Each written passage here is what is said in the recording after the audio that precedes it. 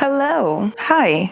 Welcome back to my channel. This is the first video of the year, officially the first video of the year. So happy new year. For one, I'm off to a slow and steady start, and I will try to keep it that way, speed things up when it's necessary. But for the most part, I'm going to try to keep a steady and consistent pace. That is what I have found works for me. And if it ain't broke, I hope you are off to a great start as well. Happy 2025. So we're back and it's time to start talking about goals, specifically for this video, reading goals, reading plans for the year. And I've made a list. I love a list. So I've made a list and I've checked it twice. A question that I get a lot from people is, how do you do everything? How do you manage to juggle everything? The books, the reading, the movies, the shows, working, editing, being out and about. And, in between all of that, I have to eat, I have to sleep, I have to, live, be with my loved ones, etc., etc., etc.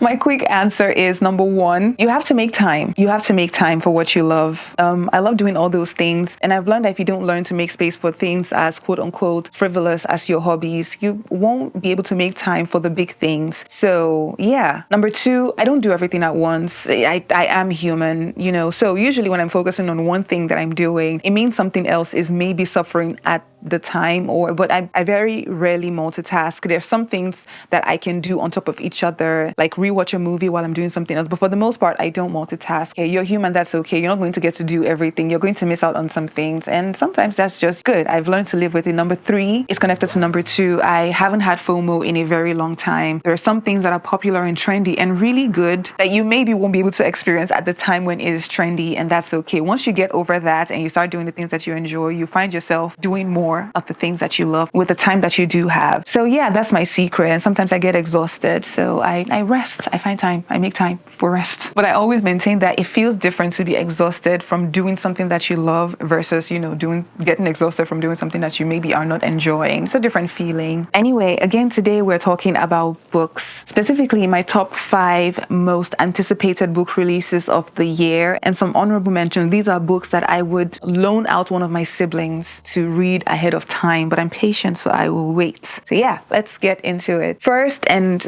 not surprising at all, I'm starting out with Emily Henry's upcoming release, Great and Beautiful Life, which I believe is coming out in April, towards the end of April. And I am so excited. This is an Emily Henry stan account. I love her work. And this one feels a little different from some of her other stuff, but at the same time also seems to be on theme. It follows 2 rival writers who are competing for the rights to write a book about an even bigger artist. And I don't know what it's going to be like, how exactly they're going to be competing for it, but I'm already excited about it because one thing about Emily Henry, she's going to write about writers in her books. She loves doing that. It's a recurring theme. And one thing about me is I'm going to enjoy reading about that writer, writing about the writers. I love it. And the journey is always worth it. I really love the way she tells her stories. It always feels like there's something a little bigger than the romance going on in the books, and you get to see the characters go on this internal journey with themselves as well as with each other in her books. So yeah, that is highly anticipated by me. The second book is Catabasis by R.F. Kuang, and I'm reading Babel in February, so my TBR for February, and I think this is going to be my R.F. Kuang year because Babel would be the first book of hers that I'm reading. The reason why I specifically moved Babel up my reading list is because I wanted to be done with it before Catabasis came out because the premise for it was so exciting to me. I heard about it at a book bar event like somewhere in the middle of December, and it follows our female main character, a scholar who is infinitely determined to make her mark at Cambridge as a scholar and as a magician. It's a school about magic too. And she also wants to work with a renowned magician and professor. And then the professor dies before she can get a recommendation from him. So she decides to do the normal thing, which is go into the underworld with another student, her rival, our main male character. And together they go on this journey into hell to try to save their professor.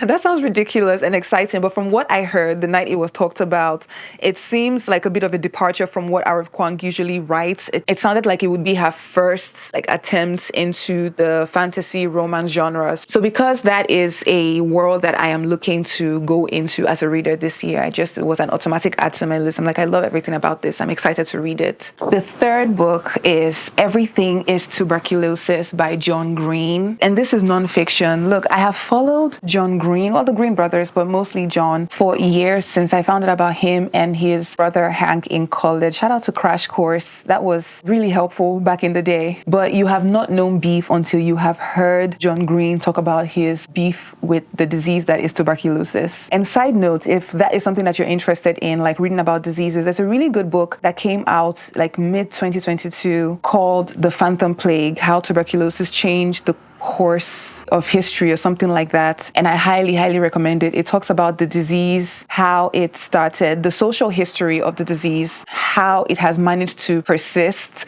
how resilient it is. I don't know if resilience is quite the word to use in describing a bacterium, but I think it works. Yeah, it is. It has been a very, very resilient disease for, many reasons. For better, for worse, it has managed to remain. Despite how advanced our technology and our healthcare system seems to have been, it still is, something that actually in our modern world has found a way to become like a renewed problem. Yeah, there's something admirable about it, honestly. But back to John Green, I also read The Anthropocene Reviewed in 2021 over the course of like 4 months. And it's a collection of essays by him. And my God, it was wonderful. The essays were just so human and so poignant and so like beautifully written, and was especially essential, at least to me, during lockdown, because it was nice to read something that wasn't necessarily about making you feel better, because those days were hard, depending on what side of the world you were in, what your personal situation was like. So the world was in a, like morose state generally. And the essays weren't about making you feel better. It also wasn't about the pandemic at all, but it was about us learning to bear witness to the world as it exists around us, or as we exist in it. And so it was sad sometimes, it was happy sometimes, it was magical sometimes. And some of it was about loss and grief, but also unsuspecting joys. Just being here. I loved it. I really liked it. So I'm very excited to read what he's learned about the disease and the work that he's been doing, I think, in Sierra Leone over the past couple of years. There's actually an essay in the book called Our Capacity for Wonder. That is probably my favorite one because it's the one I remember the most. But there's a part towards the end of the essay where he's talking about going on a walk with his son who was 2 at the time. And he was trying to get his son to marvel at the landscape, at the horizon that they were seeing that morning. But his son, who's a baby, wasn't marveling at it. Instead, he kept focusing on a leaf and he kept saying, weef, weef. He kept focusing on the leaf. And he had a moment of reflection where he was talking about he was trying to get his son to see this grand thing, which he wasn't seeing because his mind was so focused on the leaf and he was so excited at that brown leaf or browning leaf. And he had to take a step back and really look at the leaf as this thing that is in some ways much smaller than the thing that John, had been focusing on, like the huge horizon in front of him. And in that moment, because of his son, he focused in on the leaf, on the intricacies of the leaf and how complex its veins were and the yellowing around the edges of the leaf, something like that. He talked about how in looking closely at the leaf, the red and the oranges and the browns and the yellows of the leaf were so complex, almost too complex for his own brain to synthesize. The more he looked at it, then it was something that would have, totally gone unmissed. It wouldn't have been harmful, but it's not something that he would have noticed because he was so fixated on the grand thing happening, right? That even this small leaf, right in front of him, which there were many of, but were all unique in their own way. And there's a lesson or two in there, and I just loved his exploration, his observations on the world and how he put all of that together in the essays, especially the last part of the essay, because he says, marveling at the perfection of the leaf, I was reminded that aesthetic beauty is as much about how and whether you look as what you see. And from the quark to the supernova, the wonders do not cease. It is our attentiveness that is in short supply, our ability and willingness to do the work that awe requires, but still I am fond of our capacity to wonder. I love it. I love it so much. Anyway, number 4 is Can't Get Enough by Kennedy Ryan. This is also unsurprising. I feel like at this point I read 1 or 2 Kennedy Ryan books a year because not only is she putting out good stuff, there's a huge backlog of things that I didn't even know existed before 2019. So this one is the 3rd installment, and I think the final installment in her Skyland series. I love the first 2 books, and I especially love the character whose book we're going into, Hendrix. I really love her character in the first 2 books. So I'm looking forward to learning her own backstory because everything that we've known about about her so far is in the context of her friendship with Yasmin and Soledad, the characters from the first two books. So I'm excited to see what happens to her, what her life is like outside the walls of the relationship that she has with those characters. And it's the last one in the series. So yeah.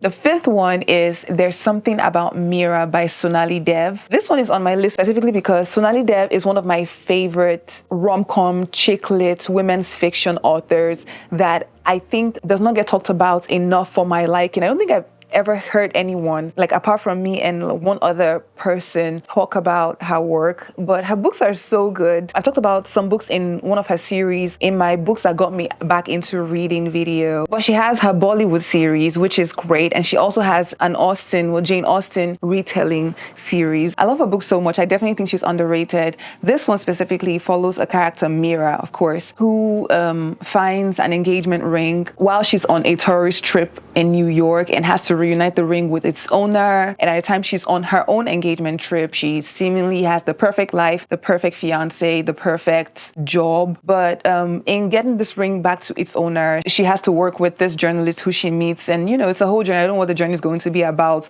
My guess is she's not going to be engaged or married to the person that she's engaged to towards the end of the book. That engagement, I don't think is going to work out. So I'm excited to read whatever Sonali Dev puts out. And she hasn't put out a book in, I think, about 2 years now. So yeah, when I saw this, I was like, oh yay, I can't wait to read it. So those are the top 5. Those are the main 5. There are others, of course.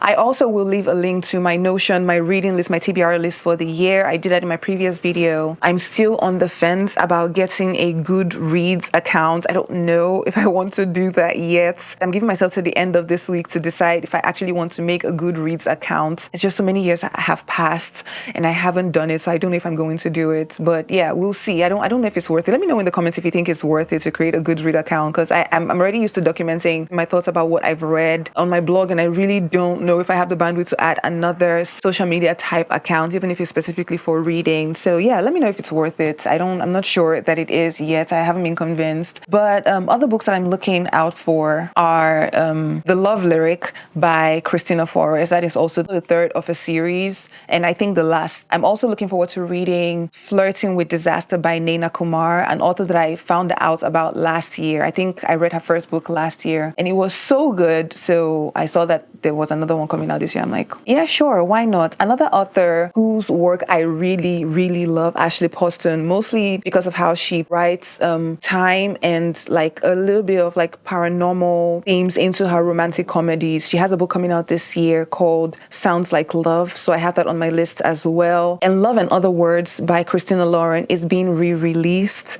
I love that book so much. I talked about it many times in many videos, how much I love Love and Other Words. It is one of my favorite rereads. So yeah, I'm like, that is an excuse for me to reread it when it comes out. And for anyone who hasn't read it, maybe now is the time. This is a sign for you to consider it. I'm also looking forward to reading Odyssey by Stephen Fry. It is his final installment in his Greek myth series, and he does a very good job of writing these stories that we've known for a long time in very digestible ways. He like paints them with a whole new brush, and I can't wait to see what he will do with the Odyssey. It is coming out in May, and I almost feel like I'm literally hibernating for it right now. Like I'm waiting for it. Yeah, summer is going to be fun this year. It's going to be fun reading wise. I hope I have the time. Yeah, so there's a lot on my radar, but these are the ones that if I got them now, you would have to peel me off the couch and remind me to shower and eat, because it does get that serious sometimes. I won't even lie. So yeah, exciting stuff coming.